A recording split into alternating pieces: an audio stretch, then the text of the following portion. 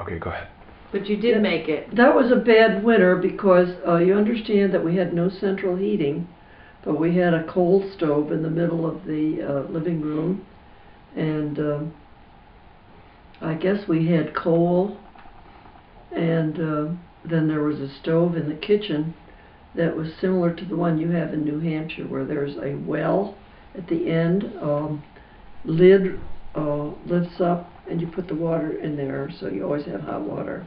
And there's several burners, and you have a roaring fire. But you didn't have running water. You had to go get the water, right? We had a pump. We had to pump our water. We did have a well. And we had another thing at that farm was called a cistern. And all the water came from the gutters. And it was rainwater that was channeled down into this cistern. So it was soft water, which people would die for. Today it's so wonderful. Can wash your hair, get wonderful suds, and it was good clean water. No acid rain in it like today. No, not at all. But it was a cozy place. But my How big was the house? How big was the house? It had a kitchen, which had 2 doors leading to a dining room, and then a pretty nice sized living room, and 1 bedroom on that first floor, and then 2 bedrooms in the second floor. Okay. So that was a good sized house. But what happened was my father had 2 horses, both of which were necessary for him to plow the land, plant the crops. So they were absolutely essential to being a farmer. So the 2 horses were fed by him using grain that oats and hay and wheat. All from the farm? That he grew. But did you buy anything, or everything came from the farm? We pretty much had a garden, a kitchen garden, which would have vegetables, and then of course in the winter they would put everything up in cans and jars. Wow.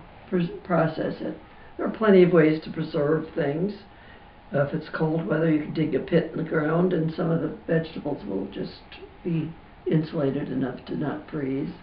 Well, my mother did things in glass jars.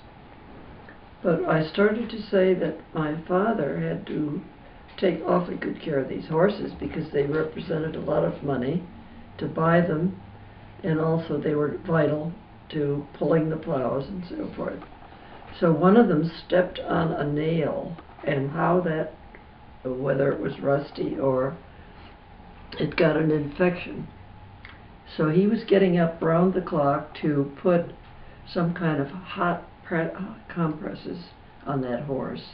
He would walk from the house to the barn, which was quite a distance, and administer these poultices. What were they made out of? Something that would hold the heat, like maybe cornmeal or oatmeal or something. That he was doing what a vet today might do: apply heat, take the pain out. So the horse wasn't able to work. But anyway, the horse lived, but it killed my father because he was getting he had so little sleep. He was doing this round the clock, and then he got a cold, and his lungs were weak. So he got pneumonia, and he was sick less than a week, and he died. Oh, wow. In the same bed that I was born in, and that was their bedroom set for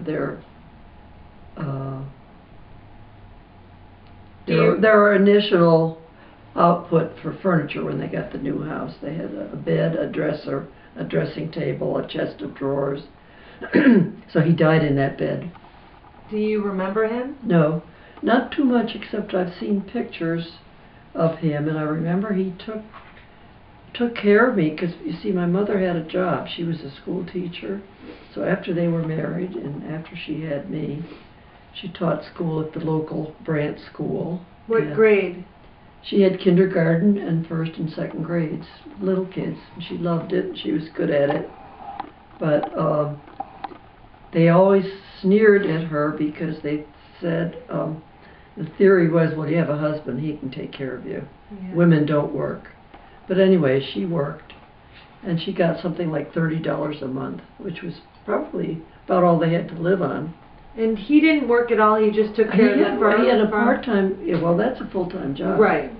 But he did have a part-time job only seasonally when he was an assessor. That meant that he and another assessor went to visit farms and determined what they were worth for the taxes that they could charge the township.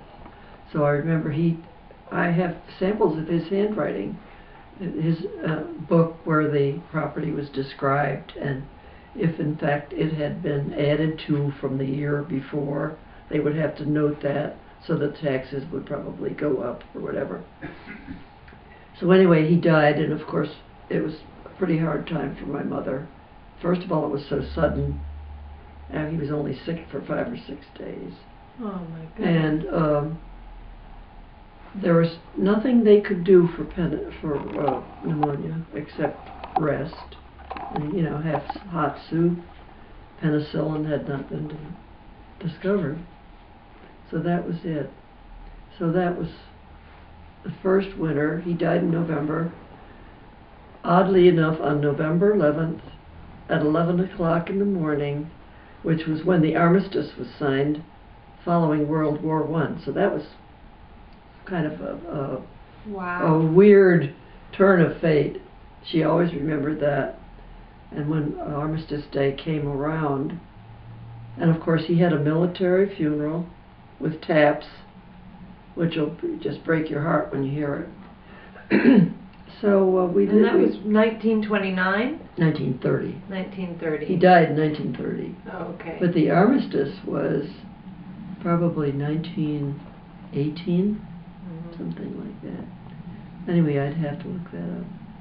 I'm not good at dates, but anyway, my mother attempted to live in the house, but it was hard keeping the fires going, and she still was working, and she had me, but she had a supervisor who was the principal of the school, in charge of her, really.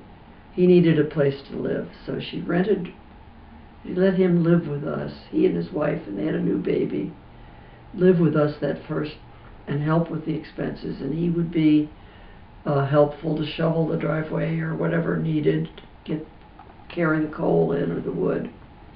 But he turned out to be a real deterrent. He was no fun at all because he drank a lot, and he had a lot of friends, including my Uncle Charlie, who they would go out and leave the women alone, and the babies could be screaming, and there's no milk in the refrigerator, but they were not very nice to have around. So what did your mom do with you when she was working? My father was alive, or Alice Burgott, the stepmother, would come. Sometimes she would come and stay all winter.